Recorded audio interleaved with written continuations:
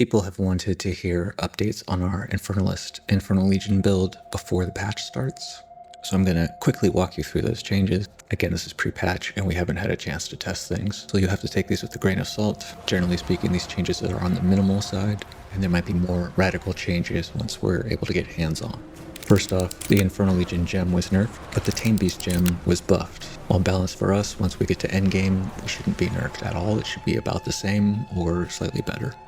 Another change in this patch is the addition of a Spiritwalker, which brings up the question of other classes. If you wanted to play minions right off the start of the game, I think the witches are best for that because of their exclusive damage nodes very early. Other classes can have a rough start. Comparing Lich and Infernalist, when it comes to the Infernal Legion build, Infernalist simplifies a lot of the scaling with Bringer of Flame, which will save you a lot of headache catching a beast. So the simple starter is Infernalist, but down the road you can always respec into a Lich once you've found the proper beast and the proper supports. We will make a .build file as soon as we can, and we will provide an updated POB as soon as we can. As for a new guide video, I would like to get hands-on and actually test everything first, so it'll take a while to put that together.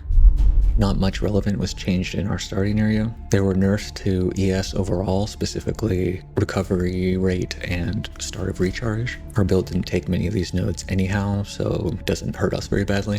The biggest visual change here is moving the From Nothing jewel away from Black Flame Covenant and down to Trusted Kinship. We're doing this to grab some of the new extra damage as Chaos node. Altogether, these are almost as much as Unholy Might, which was one of the main reasons to pick Lich. Because of this change, we'll no longer pick up Secrets of the Orb. We'll skip the crit bonus nodes here and here, because we're not going to run an Omen Scepter anymore after they've patched Infernal Legion's crit chance interaction. Infernal Legion is only going to do a third of the damage to our beast that it used to, so we can probably get away with less mitigation. It remains to be seen what we can cut. I at least think we'll cut these up in the corner. This one wheel of mana and energy shield has been changed to energy shield and armor, so we're going to skip that. And with the points we've been saving from pruning bits of the tree, we're going to reach over to minion movement speed here. This frees up our Anointment to be whatever we want. The Warlord node is typically a safe bet. To gear, Vertex was heavily nerfed for most builds, so we'll go back to using a rare helmet. This allows us to pack on a little more life, a little more chaos resistance, and so on. We do lose a few minion levels, however. We're no longer going to use an Omen Scepter. We may revisit this later and reintegrate crit into the build, but for now I recommend either using a Rattling Scepter and a Offering to boost your damage, or a Purity Aura of some type, Fire, Lightning, Cold. The extra res from that will help relieve some of your gear pressure, open up more slots for attributes, and again, chaos resistance. And as of time of recording this, the Purity Auras allow you to socket supports for free for no spirit cost. So running a Purity Aura is the equivalent of 70 plus free spirit. The Prism of Belief is something I expect to be in high demand this league. Previously, most of the player base was not playing companions, but it will be highly sought after this time, so getting a +3 may be very, very expensive. Don't count on getting one early and focus on double companion emeralds, which are also going to be fairly expensive. Rings and belts are going to be craftable through the Genesis tree with new minion-specific mods. It's fairly likely that we'll switch into those. There's a new cannon base type that's coming that will roll grenade-specific mods. We don't know what these mods are, but it's likely that we'll replace our siege crossbow with this once we get it. On to the skills. Shock Conduction's removed. This is the biggest shakeup in our skill rotation. We can't get free shock anymore, so we're going to remove Thunderstorm and have to solve our shock in some other manner. We no longer have Secrets of the Orb on Frostbomb because we moved our From Nothing jewel, so we'll have to socket Overabundance on it to make sure the spell echo goes off and we get the double exposure rate. Now the Spear Field doesn't have to host our shock package, we can get even more attack speed on it.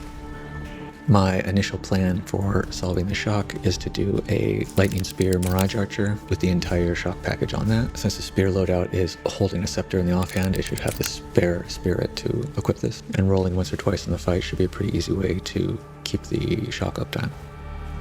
There are some concepts for other solutions, but for now this is what we have. I'll update everyone once we develop some better tech. As for leveling, the Tame Beast gen gets stronger the higher the level it is, which means the lower it is, the weaker it'll be.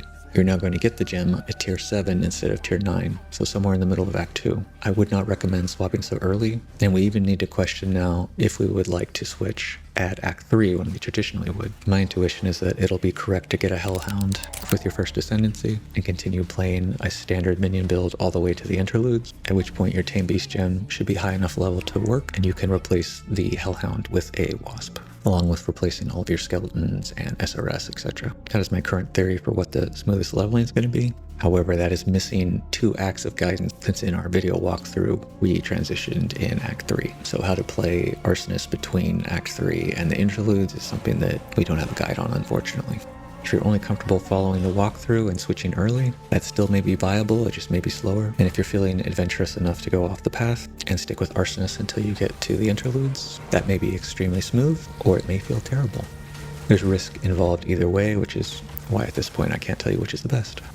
Again, we'll have a new video once we can actually test all this stuff hands-on. We're not sure if we're going to stream or not this week, but you can reach us in the Discord. We're fairly responsive. If Otter or I can't answer your question right away, there's probably people in there who will. So if you're getting it all stuck, come to us for help. That's it for now. Good luck to everyone. Have a fun league start.